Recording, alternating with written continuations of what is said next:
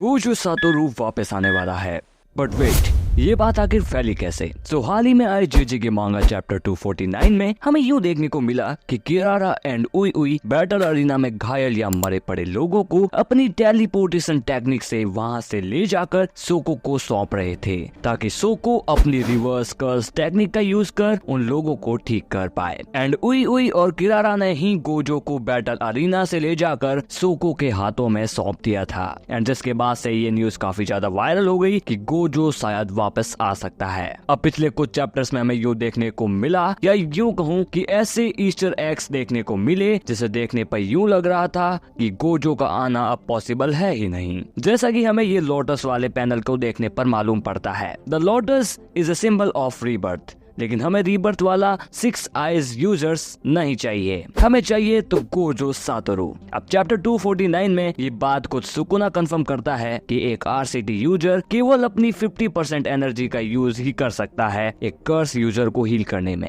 And we guys already know कि Gojo की curse energy सोको से तो काफी ज्यादा है। अगर गोजो आरसीटी का यूज करके हील हो ही जाता तो वो खुद ब खुद अपनी आरसीटी का यूज नहीं कर लेता। बट गोजो और सुकुना लोगों को परखने में थोड़े कच्चे हैं। वैसे सोको के बारे में ज्यादा जानने को हमें नहीं मिला जेजे के सीरीज में, बट इतना हमें मालूम है कि सोको वो लड़की है जो गोजो एंड गैतो से पहले मास्टर कर चुकी थी आरसीटी को। इतना ही नहीं, उसी ने गोजो एंड गैतो को रिवर्स कर्स टेक्निक यूज करने का एक पॉइंट ऑफ व्यू दिया था। And still in present time सोको लोगों को हील करने के लिए अलग अलग एक्सपेरिमेंट करती रहती है। बट क्या 50% आरसीटी का यूज करने से गोजो ठीक हो सकता है? अब देखो, गोजो के स्प्लिटिंग के बाद हमें गोजो का इमेजिनेशन देखने को मिला था। असल में ये इमेजिनेशन डेथ एंड लाइफ के बीच का सेंटेंस है। And obviously it's not like कि ये कोई आत्माओं के बीच का कॉन्वर्सेशन है। इट्स मीन कि गोजो का ब्रेन स्टिल वर्क कर रहा है, जिससे ये इमेजिनेशन क्रिएट हुई है। एंड एक थियरी ये भी है कि मरने के बाद हमें हमारे पूरे लाइफ का फ्लैशबैक सामने आता है। बट गोजो के केस में उसकी लाइफ नहीं, उसकी लाइफ से जुड़े लोगों को